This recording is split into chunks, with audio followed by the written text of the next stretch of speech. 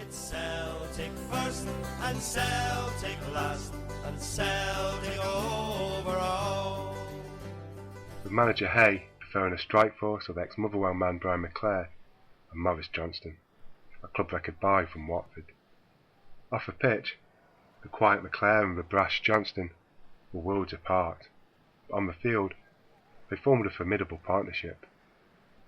Another increasingly key performer was the majestic Paul McStay. A product of a Celtic youth system, the midfielder made his debut in January 1982 as a precocious teenager. But despite his tender years, the player possessed a talent so significant he was simply too good to hold back. An elegant ball player with a wonderful creative vision, McStay was a football architect. Capable of threading a ball through the eye of a needle, he was a man who could change the course of a game in a heartbeat. Yet despite such talent, season 1985-86 looked set to be a bitter disappointment. Out of both cup competitions in the early rounds and struggling for consistency in the league, the campaign threatened to end empty-handed for Celtic. Then, a remarkable late revival saw the Celts pick up a maximum 14 points from 7 games. As the season entered its final day, the Hoops still retained a slim chance of denying surprise package Hearts their first title since 1960. Davy Hayes' team travelled to St Mirren, knowing only a Hearts defeat at Dundee and a Celtic victory by at least 3 goals would take the title to Parkhead. It was an unlikely scenario. On a rain-sodden pitch, the visitors, wearing their mint green away kit, soon settled. Their play took on a distinct sense of purpose. The drab and damp Paisley afternoon was suddenly lit up with a display of attacking football the Buddies had no answer for. A bullet header from McClare and a strike from Johnston put the visitors firmly in command by the half-hour mark. Celtic's third goal was a thing of beauty. Starting from the edge of their own area, the boys swept the length of the Love Street pitch with a wonderfully flowing and swift passing move. McGrain, McLeod, McStay, Aitken and McClare all combined with devastating efficiency before the ball was dispatched into the St Mirren net from close range by the onrushing Johnston. The McStay drive then made it 4 before half-time. Just 10 minutes into the second half, McClare's second of the match made it 5-0. As the long league campaign entered its final minutes, the game in Paisley was petering to a close. St Mirren keeper Jim Stewart gathered the ball in his area as Celtic pressed forward once more. As Stewart nonchalantly prepared to launch the ball downfield, he was startled by a sudden and joyous roar from the terracing. Scenes of delirium swept around him as countless radios relayed the remarkable news. Dundee had scored. Albert Kidd, Dundee's substitute and Celtic supporter, had come off a bench to deliver a fatal blow to the jammed Tarts. Fears of an equaliser for the Edinburgh side were quickly extinguished as Kidd netted a second to spot further wild celebrations. It was party time in Paisley. In that spring of 1986, Rangers appointed Scotland international Graham Souness as player-manager.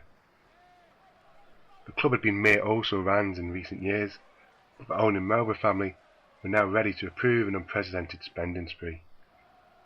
It was perhaps the beginning of a reckless policy which would lead ultimately to the death of the Ibrox club, but initially, on-the-pitch success was near instant. Rangers claimed the League Cup after a controversial 2-1 final victory over Celtic, the Hoops having striker Johnston sent off. To absolve into the wins, Souness's men would go on to claim the league championship. That trophyless season would spell the end for Davy Hay, as the Celtic board reacted to a rejuvenated Rangers by returning to Parkhead the iconic figure of Billy McNeill. McNeill had the task of rebuilding a squad stripped bare by an array of departures. The prolific Brian McClare would depart to Manchester United, Mo Johnson to Nantes, Murdo McLeod to Borussia Dortmund, and Alan McInally to Aston Villa. If that wasn't pressure enough, this would be Celtic's centenary season. Before a ball had been kicked, Many had hastily dismissed the boys' hopes of silverware. It's Celtic first and Celtic last and Celtic over all. So we may all be thinking Davy Hayes probably for the chop here, but he wasn't thinking that, or at least he wasn't. Well, I was going to say that wasn't what he was saying in public. I know for a fact he didn't know. He didn't really think that he was going to lose his job. Now, whether he'd been told by the board that things were okay, I don't know. But actually, behind the scenes, the board had already decided that that with the Centenary season, the 87-88 season, marking 100 years of this great club, they needed someone special to take them through that season. Perhaps, especially in the face of what Rangers were doing. Perhaps that much they saw.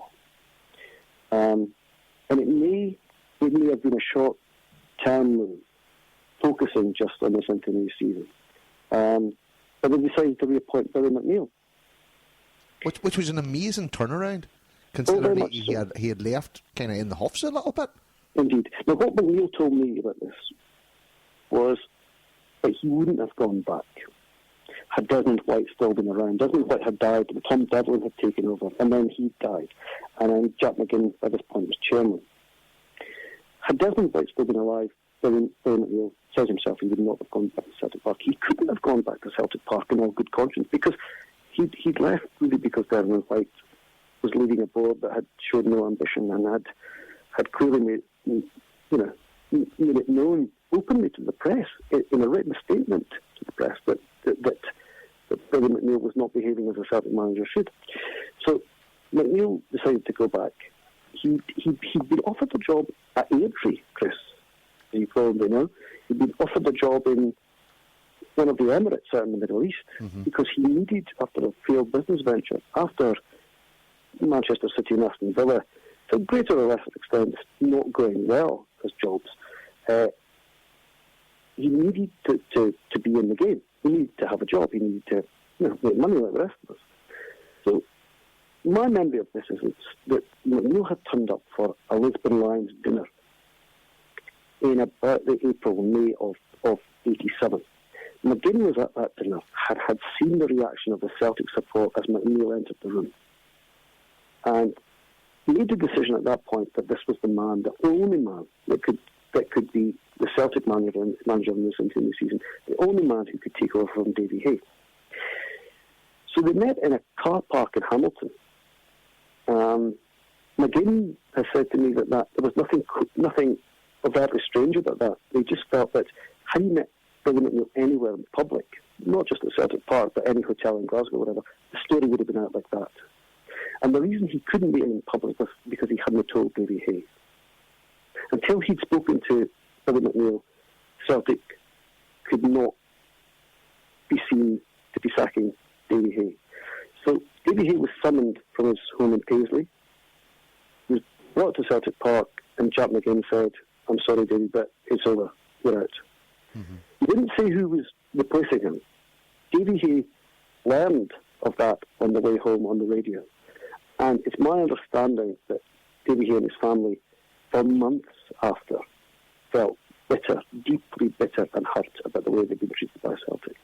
And as a great Celtic man in his own right, I think he probably had every reason to feel that. But that's football, and Billy McNeill was back in the job that he says had felt like had always been his, and had kind of been taken away from him by the actions of the board back in the early 80s and 83. And he was back in harness for the Centenary season. And the Centenary season itself was a real rebuilding project. See, when you look at the players that left and the players that came in, I remember, the likes of the Brian McClures leaving and Mo Johnson leaving and even, Alan McAnally leaving and, guys like that, Davy Provan retiring. But when they brought in players like Chris Morris and Frank McAvaney later on the season, Joe Miller later on the season, Andy Walker, Billy Stark, these were all names that I recognised and I knew, and I was saying to myself, at the time, going, you know what, that's not too bad. I mean, some of these signs are quite good. Yeah. Well, to be honest with you, I knew Billy Stark and I knew Mick McCarthy. I we knew Andy Walker. I wasn't entirely familiar with him, but I didn't know anything about Chris Morris. Now, between ourselves and everybody else who might be listening, I know for a fact that Andy Walker, as he's told me so himself, was actually signed by Davy Hay. Davy, you might be getting an exclusive here, I don't know. Okay. Andy Walker had been informed that Celtic were interested in him before Davy Hay was back in the job, before Billy McNeill was back in the job. And Tommy McLean was the Motherwell manager. Andy Walker was top goal scorer at Motherwell. Tommy McLean, Jim McLean's brother. And sure enough, the boss asked to see Andy Walker, and Walker goes and says, "Yeah, boss, what's up?" He says, "There's a team interested in you." And Andy Walker says, "Well, who is it?" Expecting him to say, "Well, Celtic." And he says, "No, Dundee United." Huh. At this point, Walker, who is it? The bright guy, thinks, "Okay, you're trying to punt me off to your brother's team, but I know Celtic are interested." So he says to him, "No thanks, boss." After giving me thinks about it for a couple of days, he thinks, "No thanks, boss." Only then, eventually, does McLean say, "Actually, Celtic are interested in you as well. Would you be interested? would you be interested?" So Walker goes off. The other thing is, we shouldn't forget, Davy Hay also signed Mick McCarthy. Mick McCarthy was in the dressing room. Again, told me so himself. Was in the dressing room at Celtic Park at the end of the 86-87 season. And he said people like Mo Johnson were still there. He says he distinctly remembers having a chat with Brian McClare in the dressing room at Celtic. But you're right, all these guys were on the way out. Murdo McLeod had gone to Borussia Dortmund. Alan McAnally went. Davy Provan retired through illness. I remember at Hearts, at the end of that 86-87 season, on the very last day, 3,000 Celtic fans stayed behind after a 1-0 defeat. John Robertson scored for Hearts. A 1-0 defeat. We all stayed behind, and we cheered these guys back onto the pitch. They were pretty ginger about coming back on. We cheered them back on the pitch and gave them the most incredible reception. Mm-hmm. And I think only Celtic fans would do that.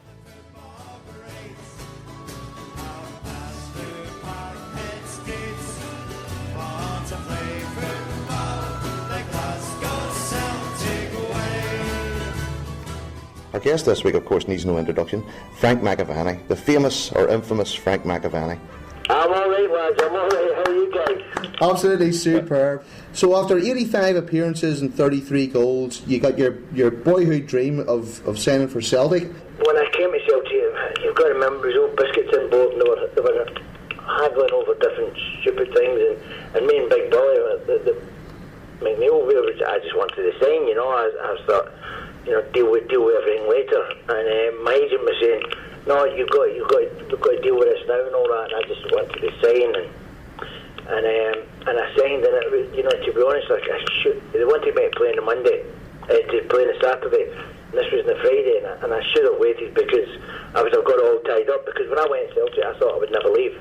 And of course, you know, the promises that they made for me to play on the Friday, for me to play on the Saturday, there was a lot of promises made. And of course that all got retracted with them. And if I'd have waited till Monday and you know and looked through the contract and got it all in writing, then there wouldn't have been any problem. How did your family feel about that, Frank? I know they're all sort of lifelong Celtic supporters. Yeah. Signing ball, to be honest, one of the proudest moments of my life was you know, not signing for Celtic, and that was great, but when I looked up, because my dad took me home and away to Celtic game, my dad and my uncle.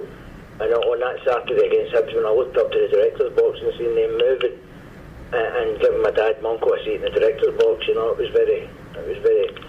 I was going to run out of tunnel. Little Jimmy appeared, Jinky, and he just shook my hand and gave us a cuddle and said, "Just go and enjoy yourself." Wee man, he called me. Just go and enjoy yourself, wee man. The crowd will love you, and it was you know, things like that you don't get that at any other club.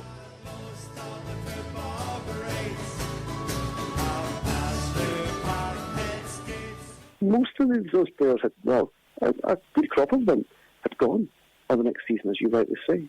Chris Morris had come in from Sheffield Wednesday, where Billy McNeill had spotted him during his time in England as a real flying machine, a really fit player. And the interesting story about Morris is McNeill, a genuine McNeill signing, McNeill phoned Chris Morris at home, still living with his mother in Cornwall. Well, that was his address and phone number, right? Phoned him up and he gets his mother, and really subtle, says, do I detect a hint of an Irish accent there? It's Mrs. Morris. And right enough, she came from County Mayo and still had a bit of an accent, yeah? And she said, oh yes, that's absolutely right. So he charmed her, completely charmed her. Chris Morris was away on a stag do or something. And anyway, the long and the short of it is, Chris Morris gets a flight or a train. He gets a train from Cornwall to London. He flies from London to Glasgow and he gets a taxi to Glasgow Airport to Celtic Park. He gets to Celtic Park and there's no one waiting there for him to sign. He can't find it. He knocks on the front door. There's no one there. He has to climb over the wall of the Janefield to get in. This is in the book, actually, isn't it? He has to climb over the book of the Janefield to get in. He eventually finds Billy McNeill. They get on well. He agrees to sign. You know, I think there's a tribunal involved. He agrees to sign. And he said, and Billy says, well, how much for your expenses coming up? And he says, 120 quid, 150 quid or something. Billy genuinely goes and gets the biscuit tin. You know, after looking a bit white at how much it's costing, you know, this kind of for this guy to come up and sign, and gives him the money and sends him off and says, I'll see you for pre-season training. Now that is the way that it was done then. Yeah. No private jets for us, eh? We're a working class club. It's a world away. You think about Andy Walker again for a second. Andy Walker told me a story about he used to go to Ibrox and love it because you could sort of it was plush, elegant. Everybody had their own bath, you know, and you could have a shower if you wanted to. And he says, certainly part of the showers were antiquated, and they used carbolic soap. Walker said to me, carbolic soap with Darth Vader on them. Yeah, for F's sake, you know, carbolic soap. You know, and so these guys get signed. Then we start for you'll have about 75,000, and very quickly gel together in this lovely new strip with a grandad collar and a pin, a little sort of button, and a new crest. But as a little note here that we should add, Celtic have been thinking about their centenary season. The foresight bit is unusual, but they've been thinking about their centenary season for some time. From about 85, 86, Jack McGinn had been thinking that how do we mark this in a special way? And it was he who came up with the idea of a different shirt, a different badge, the theatre production, the World Cup theatre production, which was a massive success, ran for 6 weeks. The exhibition at the People's Palace, which 250,000 people came to that exhibition of Celtic memorabilia at the People's Palace. And that's to his credit, you know, frankly, because that's not the kind of thing that can be done at the last minute. And one or two people have said to me about the book, why did you speak to Jack McGinn? Why did you include his book? You know, and I think, well, he was chairman of Celtic at the time, so you have to get a fair representation of what the board were thinking, you know, and that's at least the kind of thing they were thinking. But anyway, we got off to a good start. And everybody had that shirt. I'm daydreaming here. I'm thinking, we all had that shirt. Even my pals that weren't even Celtic supporters, everybody has the iconic Centenary Year shirt. And had a kind of diamondy sort of print through it. I've still got it upstairs in the drawer, you know, and goodness knows how many people who lost that shirt or, you know, should have bought it at the time or whatever have said to me over the years, can I have it? I'll buy it if you forget it. Yeah. You know, I can still just about fit into it, but not easily.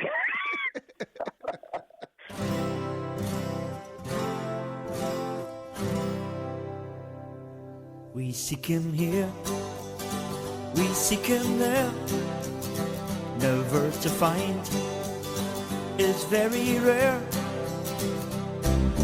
You can go to any single country in the world and you'll find dedicated followers of Celtic. Yes, it was actually my mum that used to take me and my brothers to Celtic Park when we were young, a wee bit unusual from the usual, you know, I suppose. Usually it's your dad that takes you, but yeah, my wee ma used to take me and my brothers, and we used to stand at just under the big floodlight at the Celtic end, right next to the main stand. Great days, and thanks to my ma for introducing me to Celtic. cannot tell, you'll find him. You never hide his colours, cause these colours, they don't run. Well, Celtic, it's not just one thing. Celtic's my life. It's most of the boys that are here, you know, it's an all-encompassing thing, you know what I mean? And I mean, my life really is planned from Celtic game to Celtic game. Mm-hmm. It's, you know, where are we going this week? Are we at home? What are we doing? You know, we'll usually be planning for weeks in advance for whatever it might be. Glasgow town is where he's bound to watch the famous hoops, cause he's a dedicated follower of Celtic. Okay, we're here with Paul and Tim today outside Celtic Park. We're going to talk about Celtic. So Paul, favourite ever Celtic player? Isn't it Larson? Cracking player. Came at a cheap price and done the business. World class player. His best goal was a goal against the Huns, the chip. That was sensational. That's a commentary you always hear. You see that goal, that's a commentary you always hear. That's a commentary. Enjoyed the under Strachan, we were Tynecastle. We were getting beat 2-0 at half time. Petrov got injured. Pearson came on and changed the game. The man scored in the last minute. It was just a highlight that day. Magic. Oh yes he is. Oh yes he is. Oh yes he is. Oh yes he is. County Clare. Probably 1986 at Love Street. Albert Kidd Day. I was there in the pouring rain. Brilliant. You never hide his colours, cause these colours they don't run, cause he's a dedicated follower of Celtic. Paul Lambert. Thought he was fantastic, read the game brilliant. Defensively, good ball retention, fantastic player. You can go to any single country in the world and you'll find dedicated followers of Celtic. Yes, you'll find dedicated followers of Celtic. Yeah, you'll find dedicated followers. But yeah, I remember them getting off to a good start against Motherwell. They beat 4-0, and they beat Greenock by a similar, Morton rather, by a similar score on the first day of the season. And that seems a good omen because Bill O'Neill's first 10 years as Celtic manager had also started at Capello with a win. So they got, people like Stark. And McGee was getting a run in the team, injury-free. Mark McGee had been signed from Hamburg 2 or 3 seasons ever, but had been a bit sort of hamstrung, probably literally. And Andy Walker started scoring straight off. But they seemed a bit lightweight. But for the moment, they were doing pretty well. But there was a pivotal Old Firm game that came, you probably remember this, that came up very quickly in the season. The Celtic absolutely dominated. So the first Old Firm game of that centenary season, Souness is still player manager of Rangers, still wants to strut about. And really, for the first half hour of that game, I remember an English teacher of mine, a Liverpool supporter, Liverpool season ticket holder, used to go down and watch them every couple of weeks. He said that first half hour that Celtic played in that game is the finest Old Firm performance by either team in the last 15 to 20 years. They were that good. Anyway, in the first few minutes, McGee gets away down the jungle side. Celtic are playing towards London Road End. And he centres a ball across. Again, Archie, I don't know why I sort of remember these things, but Archie McPherson says, there was something lurking in the back of the Rangers' goal. It was the ball. And Billy Stark, I don't know what else he expected it to be, but Billy Stark had hit this, just appeared on the edge of the box in that kind of languid way of his, and sort of hit the ball low, curling under and across the outstretched arm of Chris Woods. And it finished 1-0. And the game petered out a little bit. It was notable for other things. A young guy called Alan McKnight, Belfast, played in goal for Celtic. And he would feature a lot in that centenary season. And then really not again for Celtic. Because Pat Boehner kept getting an arthritic type of illness. And also Graeme Souness was sent off for a terrible tackle on Billy Stark. Now Stark, basically Graeme Souness is frustrated at this point.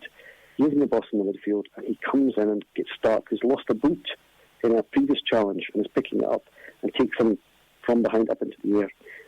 Stark, being an old pro, had a look over his shoulder and told me when I spoke to him at Hampden about this, because he's bossing the under-21s, I was. and he said to me, I knew it was coming. So I was ready for it. Had I not been, he could have broken my leg. And Souness was instantly dismissed. I remember howling at the time watching that penalty. Yeah, howling. I was in the jungle. Yeah. But those Celtic versus Rangers matches that year, Douglas, were just etched in your memory. You know, you get Souness sent off, you get the punch up between Woods and McAvaney, and it was just out of this world, wasn't it? Yeah, it was. That was the second game. You're quite right. Then that punch up, that absolutely remarkable 2-2 draw. And how Rangers ever got a draw out of that, I do not know. I was sick that day. You know, it was. I mean, McNeil was furious afterwards. Furious with his players. And Rangers should never have been allowed. The Rangers had 9 men, we ended up with, 10. But McAvaney got sent off, Woods got sent off, Butcher got sent off later on for elbowing Alan McKnight, who also played in that game. McKnight said that really there was just a little bit of blood on his lip, and he used his glove to smear it around his face to make it look like, and then told the ref. So there was lots of claret on him, you know, and Butcher got sent off. But of course, Roberts conducted the crowd, staying the sash and that kind of thing at the end. And the long and the short of that is they all ended up in court. You know, not bringing the game to disrepute. It was a sort of charge of breach of the peace and what have you. And it was remarkable. That never happened in Scotland before. These guys, professional footballers, in court for something that happened on the pitch. I don't think anybody really could believe that they ended up in court, though.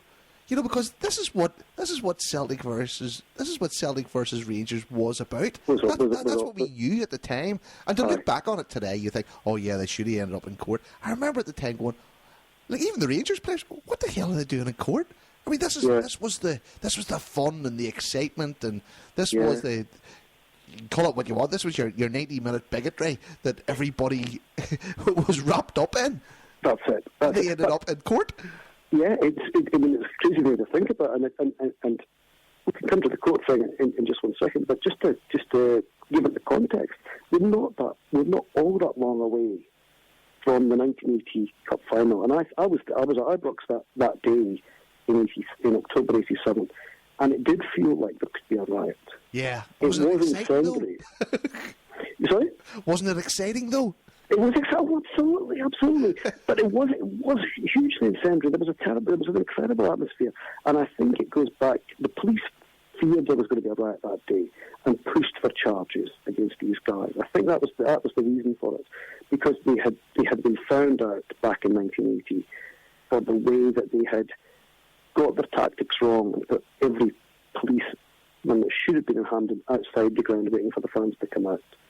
You know, and basically had caused the riot themselves that day, and wanted now in '87 to be seen to be doing the right thing.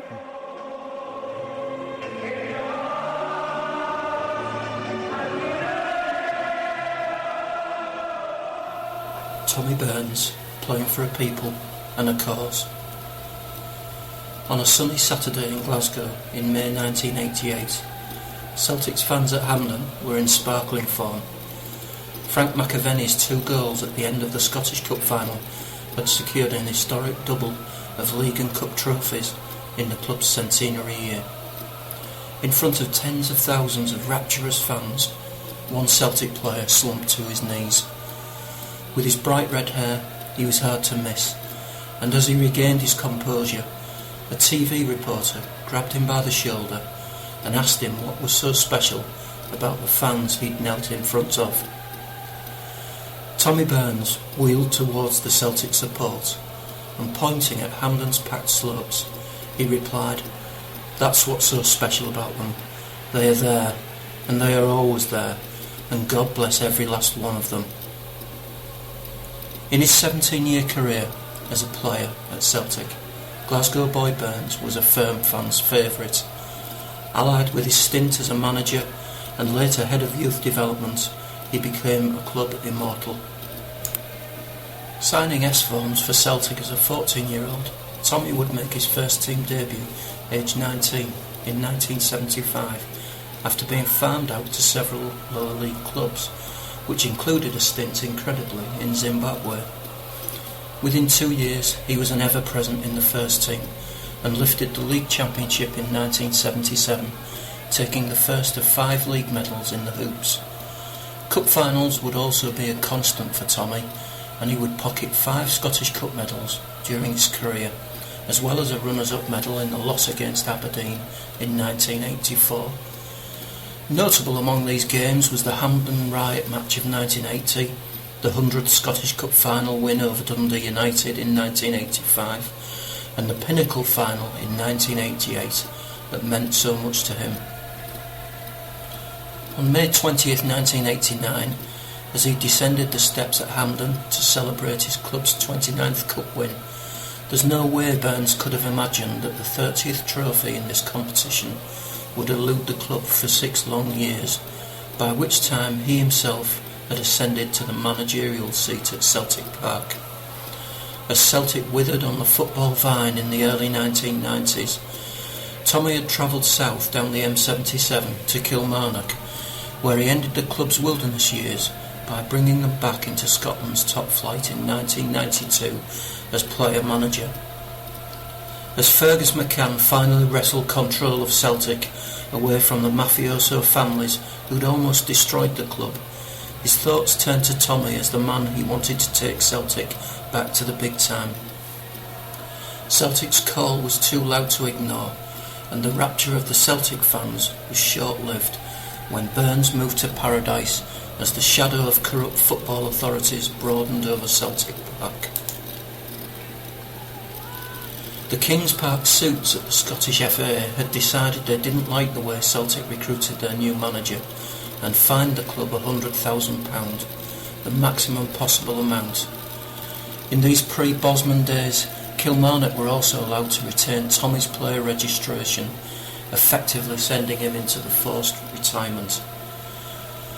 As Celtic Park began its rebuild, the club were forced to rent Hampden Park from the same suits they had recently been in conflict with.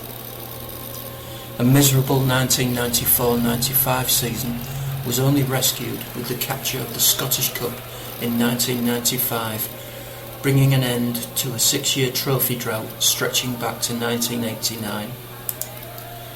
The following year brought renewed hope, with new players like Pierre Van Hooijdonk, Phil O'Donnell and Andy Tom making a real impact on the Scottish scene as Celtic found themselves back home at Paradise. Despite only losing 1 league game the entire season, Celtic fell short to Rangers in a 2-1 defeat in the Scottish Cup semi-final, and also came runner-up in the league as the Blues waltzed ominously towards Celtic record of 9 titles in a row. Again, they were helped by the suits of the Scottish FA, as Jim Farry and his team deliberately delayed the signing of prolific Portuguese striker George Cadetti, whose registration was illegally held up to allow Rangers a further advantage against the resurgent Celtic. Later, this disgusting action would cost Farry his job, as a tribunal laid the facts of the case bare for the world to see, and corruption at the heart of Scottish officialdom was confirmed by independent arbiters. As the 1996-97 season kicked off, a huge sense of foreboding hung over the green half of Glasgow, but with the addition of Italian maestro Paolo Di Canio, Burns felt he was equipped for the challenge of stopping Rangers' quest for their own 9 in a row. Sadly, it was not to be, and after a miserable defeat in the Scottish Cup against his old club Kilmarnock, Fergus McCann sacked Tommy, much to the anger of the Celtic support. As a protest, Burns refused to leave the stadium through the back door, and instead headed for the steps of Celtic Park, where he was consoled by waiting fans who'd heard the breaking news. Managerial and coaching roles at Newcastle and Reading followed, where Tommy was credited as having an influence over the career of future Liverpool manager Brendan Rodgers. But the lure of Celtic was never far away, and when Kenny Dalglish returned to Celtic Park as director of football, Tommy was brought back as assistant manager to rookie coach John Barnes. After one of the most calamitous seasons in Celtic's history, both Barnes and Dalglish were sacked, and the new millennium began with Tommy Burns helping Martin O'Neill gather together and motivate one of the greatest squads Celtic had ever seen. As 6 goals crashed into the Rangers net at Celtic Park in late August 2000, and as Martin O'Neill leapt into the air to celebrate each of the half-dozen strikes. Behind him stood Tommy Burns, quietly leaning on the home dugout, smiling with satisfaction. As the old Irish song testified, night is darkest just before the dawn. O'Neill would quickly learn the value of Tommy's experience, making him head of youth development and allowing him to recruit men like John Stevenson, who totally rebuilt Celtic's youth academy. Despite taking on the Scottish assistant manager's role in 2002, Burns would retain his role as head of youth development, and when Gordon Strachan became manager in 2005, he immediately made Tommy Burns his first team coach. However, time was short for Tommy, and in 2006, Celtic confirmed that he was undergoing treatment for melanoma skin cancer. Just 2 years later, Tommy was gone, leaving the Celtic support in a state of deep grief and sparing his young charges to secure the title for Tommy in May 2008. His legacy remains with Celtic in the shape of players like Charlie Mulgrew and James Forrest, and his special relationship with mercurial youngster Aidan McGeady helped create a £10 million player who has represented Ireland on the international stage. Tommy's fitness coach, Gregory DuPont, was credited with building the fitness of the slight and temperamental winger who helped Celtic advance in Champions League football. A player, a manager, a coach, a backroom boy, and most of all, a fan, Tommy Burns will live forever as a hero in Celtic's hoops. He once insisted, when you pull on the Celtic jersey, you're not just playing for a football club, you're playing for a people and a cause. In Tommy Burns, the Celtic jersey found one of its most worthy owners, and a man who fought for the cause until the day he died.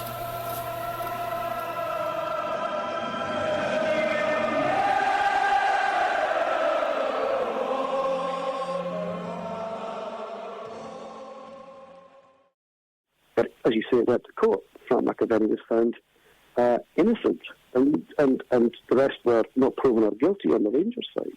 Like Graham Roberts was not proven, and there was a song at the time, of course, McAvenny, he is innocent, all the hands are guilty. And the story that Frank McAvenny tells about that time is that they would all eat their lunch together. The court hearing went on for about 3 or 4 days. They would all eat their lunch together, and the last day of the hearing was on a Friday. And each day, one of the players would buy lunch for the rest of them. So they got on okay off the park. But on the Friday, McAvenny said, "I'll get you the lunch." So he bought 4 suppers, fish and chips, and they all sit in this dinner saying, "This is great. This is a lovely. I'm really enjoying this lunch." All the Rangers boys. And McAvenny says, "I bet you don't know what you're eating."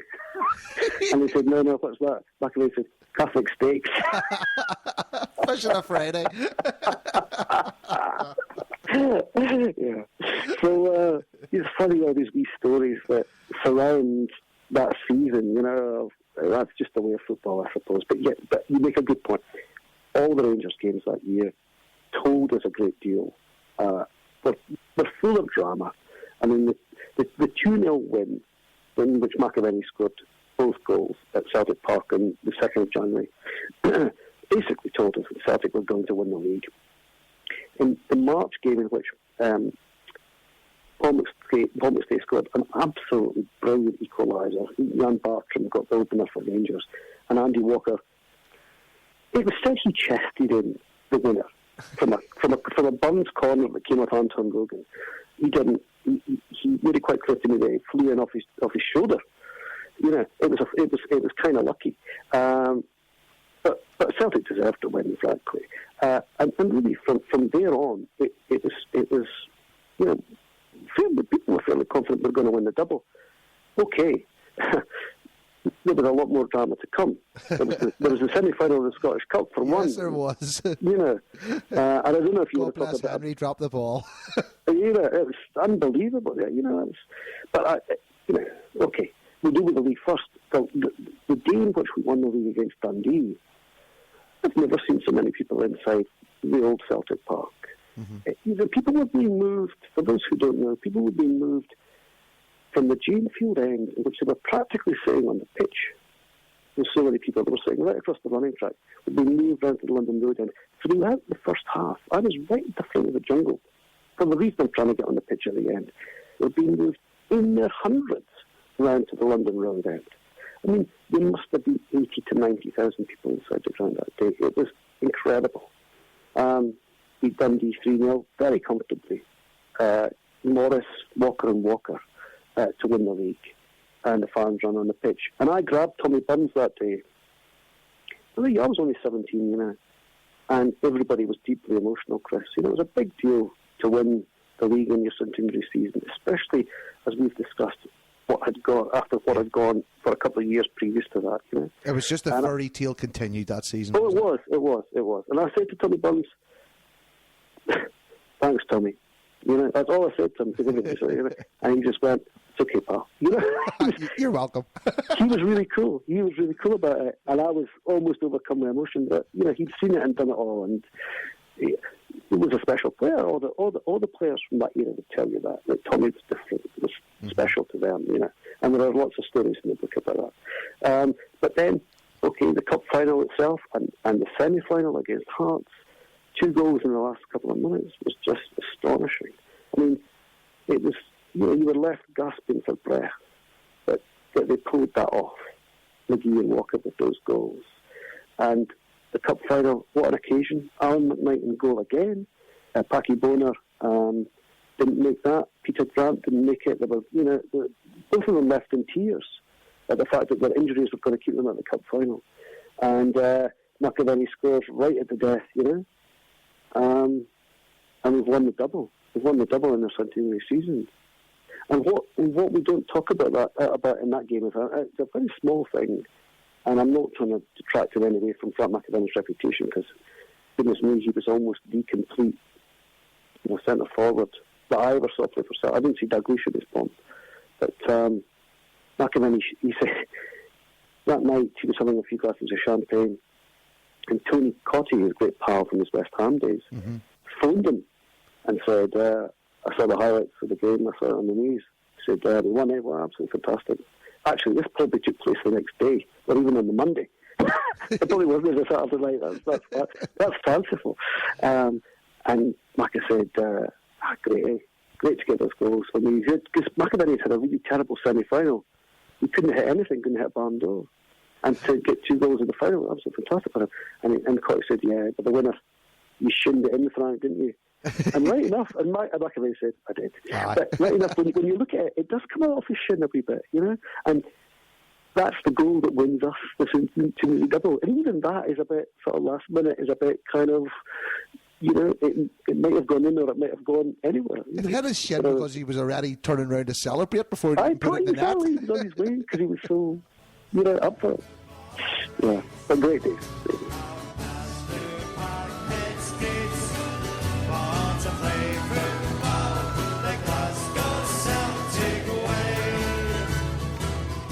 Your Celtic career started off actually quite well. We're moving into the centenary season, and there was all the hubbub about that.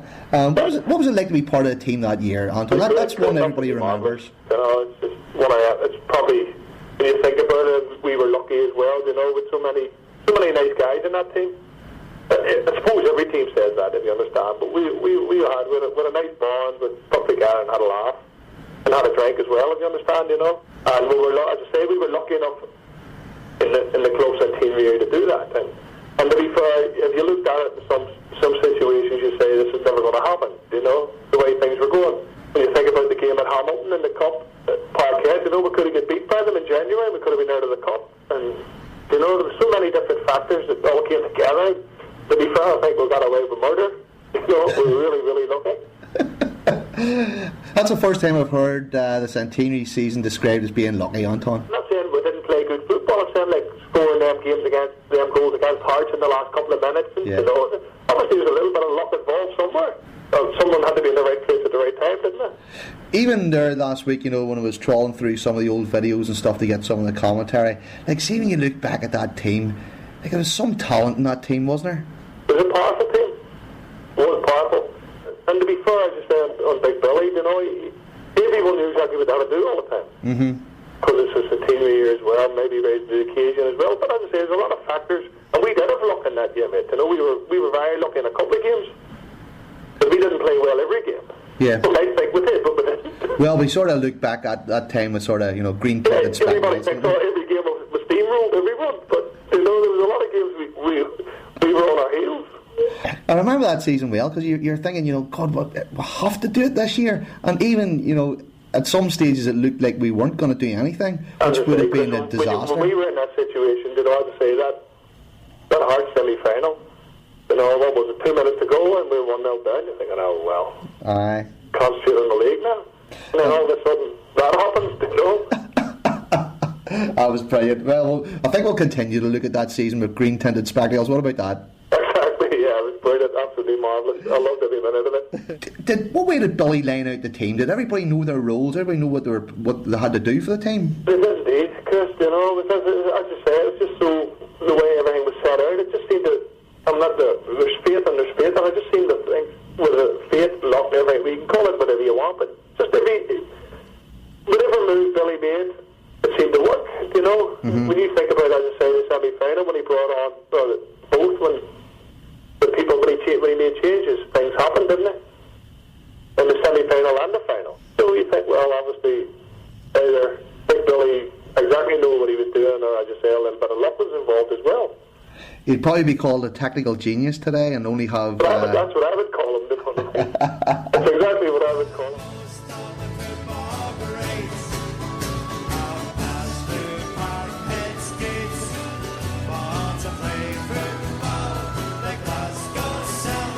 And what a beautiful day it was that day. I remember the dust coming up from the track.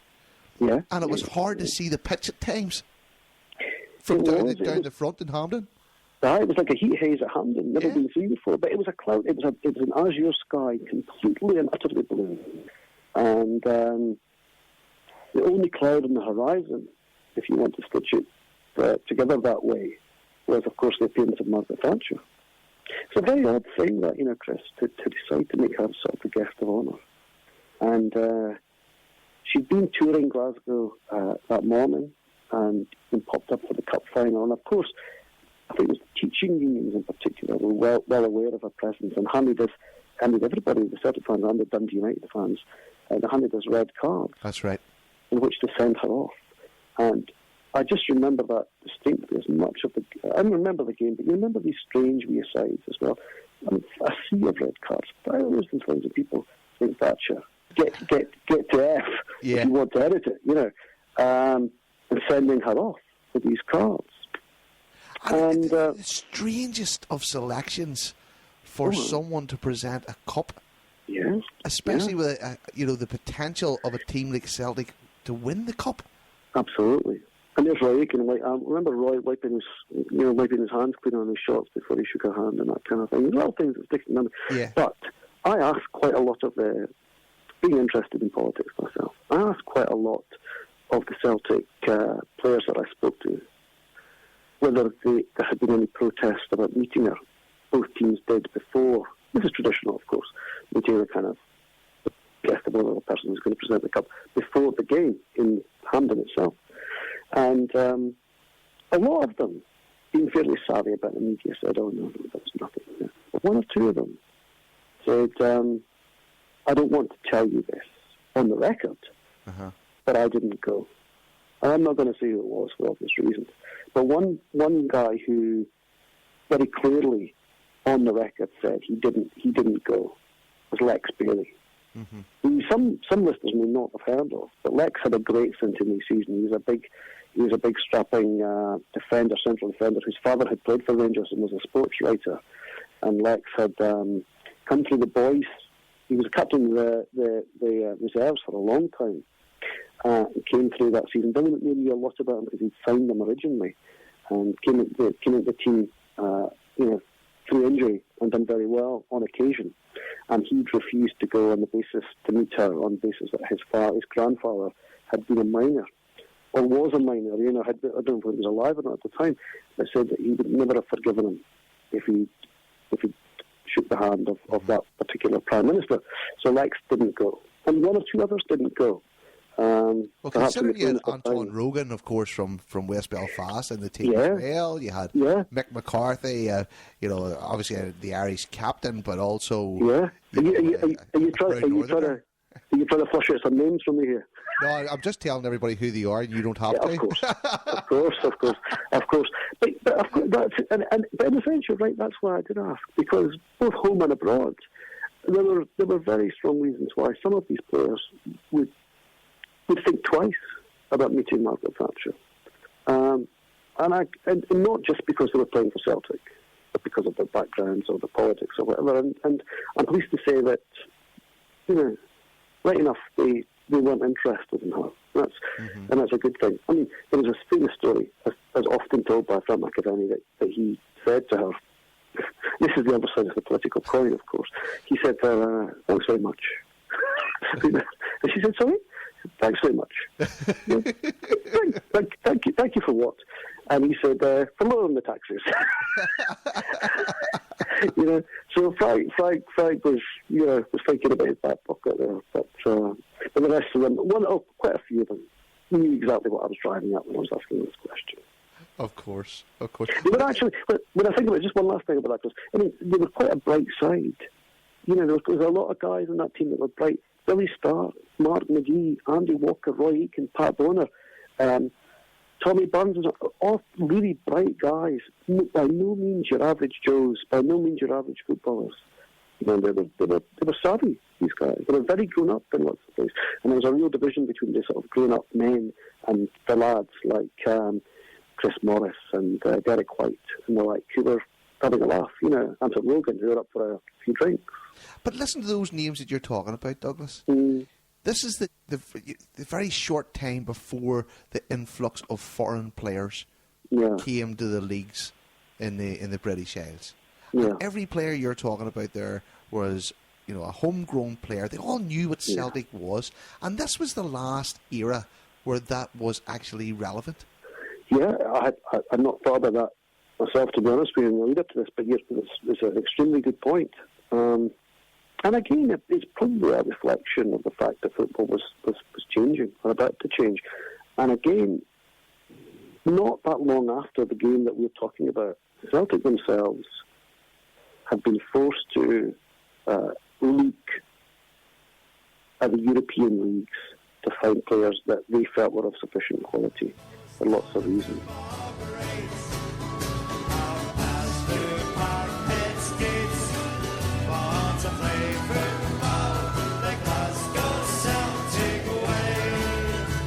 We'll have to talk about your first game against Rangers. Your whole 14 to 17 minutes of it.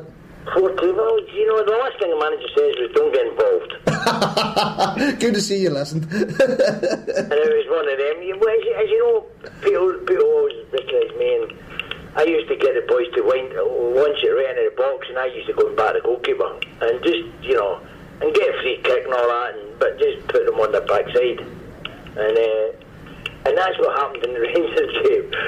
And Woods touched it down the post, and I've smashed them, and it was a free kick, but the referee gave a corner, and I couldn't stop laughing.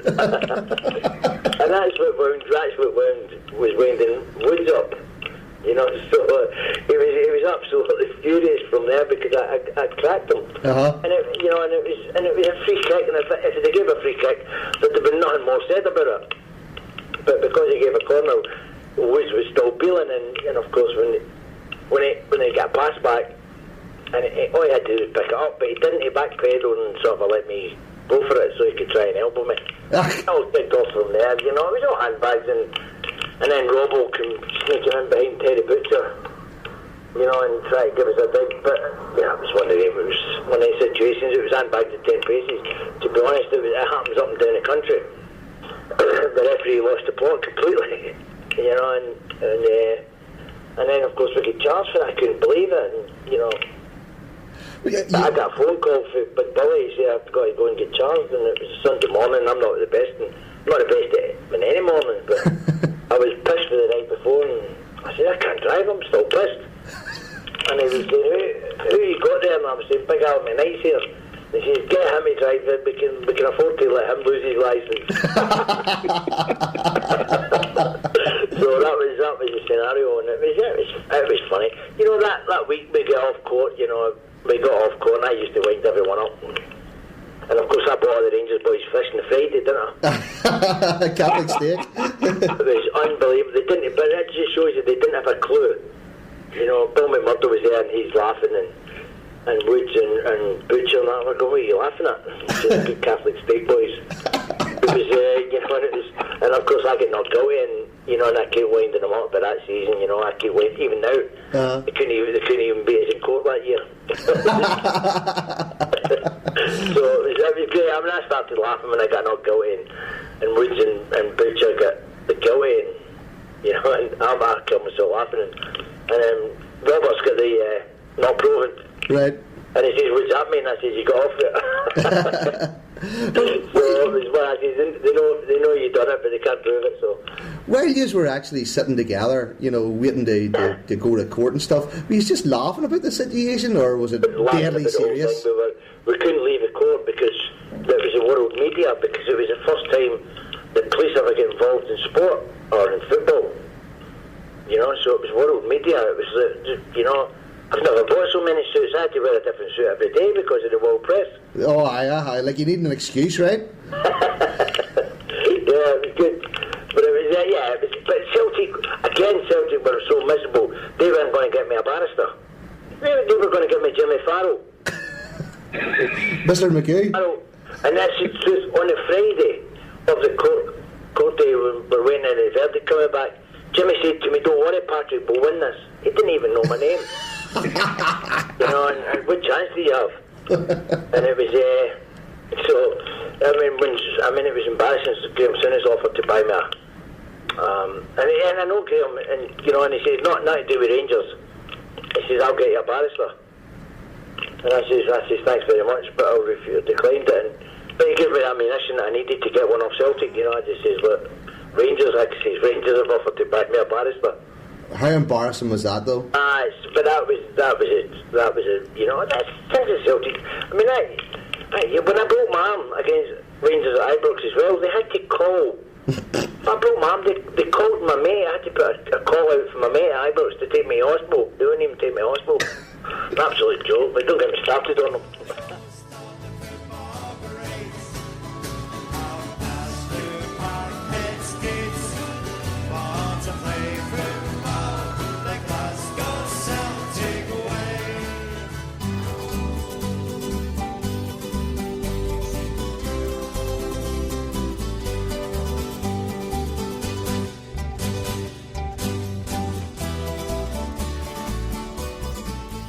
How do you get feedback from your readership? I mean, how do you know whenever you have your little editorial meeting or whatever and you're putting the magazine together, is this what people want? It's a difficult one. I mean, we do get people still email us in terms of things. Sometimes you get emails of things you like. Generally, people maybe if they don't like something, they'll still feedback. But what we always feel is that we're all Celtic supporters anyway.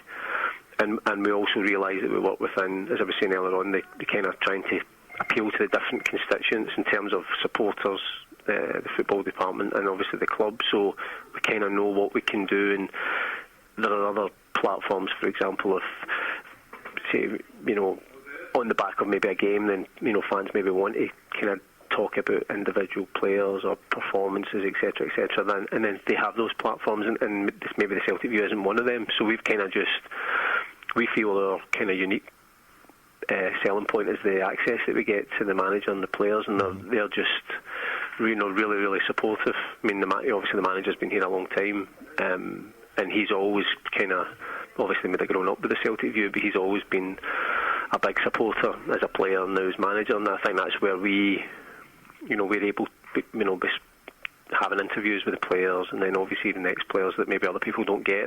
That's what we hope to make up for the fact that there's certain things that we wouldn't be able to touch on. Mm-hmm. From my own experience, one of the things that I enjoyed about the Celtic View, and to an extent the match day programme, is the historical pieces as well.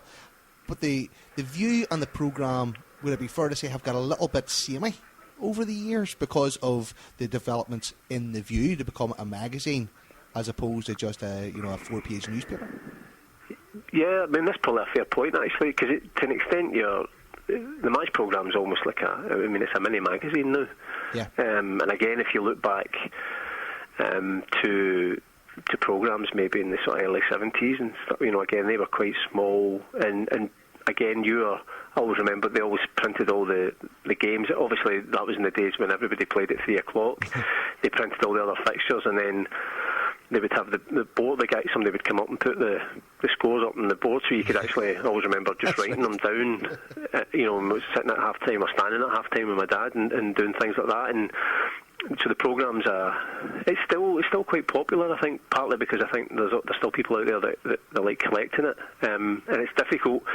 As I say, I think you're right in terms of it's hard for us sometimes to put a real marker between the two, because effectively they are two magazines. You mentioned it's collectible. The Celtic View is collectible, as are programmes. Do you find that you still get people sort of contacting you? Have you got the issue from 1979 when my wee lad was on the back page or something? We do on occasion, or quite often you'll get if it's somebody's birthday, then they'll maybe be looking for a copy of the magazine from, say they're celebrating their 50th or 60th birthday. Maybe they copy when they were born. We don't have the extensive back copies, but we can give them like photocopies of those issues. And again, I think it's a nice touch, and especially for maybe fans who remember the View from like the 70s or 80s. It's got obviously a nice souvenir, and it is a collectible. It's always been something that's collectible, and you know people who've got issues going back 20, 30, 40 years. And have you got a copy of every single edition? We do, actually, yeah.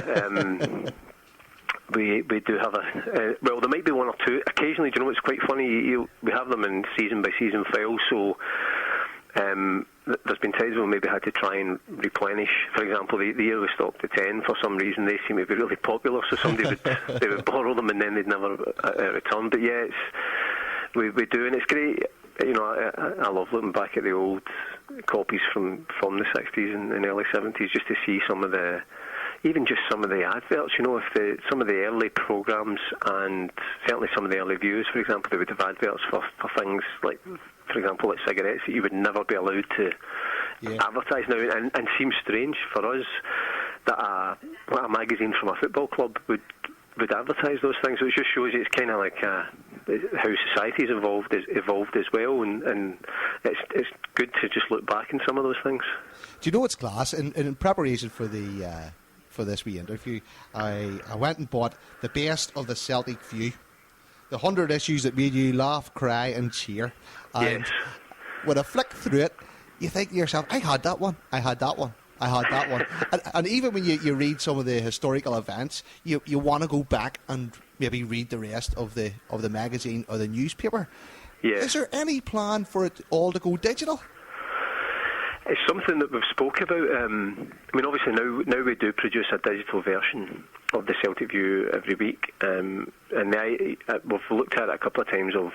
I think it would involve somebody having to come in and, I presume, just scan everything, and I think it would be a great archive for anybody who is interested in Celtic history, or at various times we've had people. I heard just Stephen Sullivan, who was a former colleague of ours, who's written a book, Sean Fallon's biography. Yes. He was on your show, and he came in, for example, and was looking through old Celtic Views. We've had other people who have been doing Celtic books have come in and used it as a research tool. So it's something that we would ideally like to do. I think it would help us as well. It's great just to have that at your fingertips. So, and I think people would be able to get benefit from it. I think one of the things when you talk to people that certainly I've interviewed for the Celtic History podcast, people are a wee bit afraid that all this media and all these magazines and stuff will be lost in time. And I think there's a huge fear that because this is part of our history, that it will go away or we lose all this. I certainly hope not. We've been talking recently because we're only a couple of years away from the Celtic View celebrating its 50th anniversary, which is I think for any publication anyway, it's just a great achievement to have lasted so long, and we'd obviously, we want to be able to celebrate that at the time, but that's as much us, again, as supporters, being able to look back at the last 50 years of the club, and the high points, the low points, and how they were documented at the time. And it's, if nothing else, as a fan, it's a real blast to be able to do that, and that's one of the privileges of, which is, it's your job, but you're a Celtic fan. And I always wanted to be to write. So I'm a journalist. I'm writing for the club I support. So it doesn't really get any better than that.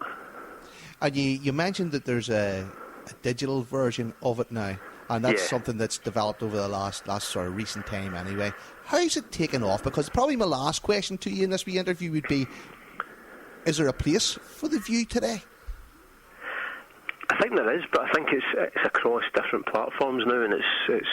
If you look at the evolution of the View from that 4-page broadsheet newspaper that started in 1965, and the introduction of colour, then it changed to a magazine, and the paginations varied. It's gone up at various times, and that's maybe just a reflection of the appetite for content. And now we have to, just the same as every other, I think, publication, have to embrace the digital versions. And we've always felt as well that, I remember years and years ago, my gran used to send, she'd collect the View for a few weeks, and then she'd send it to somebody she knew in Canada, and it would take them weeks, and that's how they kept up to date as much as you could with what was happening back here. So obviously we felt that, certainly for a lot of supporters, for example in North America, to be able to, they obviously can't go into the shop on a Wednesday morning and buy the View, but they can have it just waiting there to download and put on their iPad or their phone or whatever reader that they're going to have it on. I think that's a great thing, and I think increasingly you'll see that more and more people will maybe turn away from the traditional publication onto a digital version. But I still think there's a place for, in much the same way as there's always a place for a physical book as opposed to just an e-reader. I think that's the same thing with magazines like the Celtic View. There'll always be people that want to hold that in their hand and read it. And even when you look at the developments in the Celtic website as well, and you get news right now. I mean, if I lift up my iPhone right now, I can go right in there and read all the latest Celtic news. Yeah. How the Celtic View's different is that it does give you those timepieces, and it gives you a more in-depth insight into the club itself. I would imagine that would definitely be the direction that you would hope to continue on, would it be? Yeah, well, we've had to just, for a long time, I think we've had to accept that, it's very, very rare that the View can break news because, because of the whole 24-hour rolling news culture.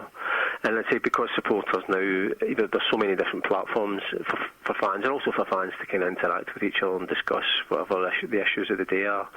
So that we've as I say, we've realised that one of our selling points is the fact that we have the access to the players and the manager, and they'll speak to us mainly, well, obviously with the club magazine, but also because they know that when they say something to us, it's not going to be twisted or distorted, or there's going to be any mischief in terms of the headlines. What they say goes in, and we're never going to embarrass them. So that they trust us.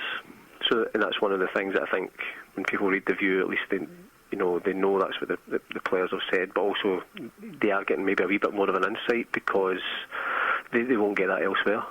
Have you ever had an instance where somebody has taken something the wrong way? I'm trying to think. Not you, of course, Paul. Probably Stephen Sullivan or somebody like that. Well, do you know, I always remember it was actually a match programme, and we were playing. It was over the Christmas period, and we were playing Hearts. It was Martin O'Neill was the manager, and Martin O'Neill he held great store by the programme. I mean, he was very, very. It was his magazine and his programme, and he was just brilliant, absolutely brilliant. But we had carried an interview. It was with Andy Lynch, who was just he's a great guy as well. But it was at the time Simon Lynch was here, right? Yes. And Andy had obviously, he was saying he felt Simon had scored a few goals in the reserves, deserved his place in the team. but then again, you're thinking he's up against Hearts and Sutton and Larson. But then he went on to say, Celtic will beat Hearts. Hearts are rubbish. We'll hammer Hearts. And Martin O'Neill had read this and said, well, the Hearts players will be in the dressing room reading that, saying, oh, is that right? We'll show them. So he wasn't very happy about that. And he said, look, you know, apart from the fact he said, come on, Simon Lynch isn't going to get a game before Henrik or Chris Sutton or John Hartson. So that was one of the times he kind of just, he wasn't annoyed, he just said, you know, you don't want to be giving ammunition to the opposition before the game and G them up by somebody telling them that rubbish and they'll get no chance. Brilliant. That's smashing, Paul. Thanks very much for coming on today. I mean, it is really important, this club newspaper. You know, even when you look at the history as it developed throughout the years and got up to the takeover days and all the rest of it, and to see it still in circulation today, I think every Celtic supporter is very proud whenever they see the Celtic view in the shop. And yes, we do still take it down, put it over the Rangers news too. So that gives us that wee opportunity as well. Yes, we all do that. Paul Connery, thanks a million for joining us today. Very much appreciated. Cheers. Brilliant. Thanks a lot, Chris. Cheers. Talk to you soon. Cheers. Bye. Bye.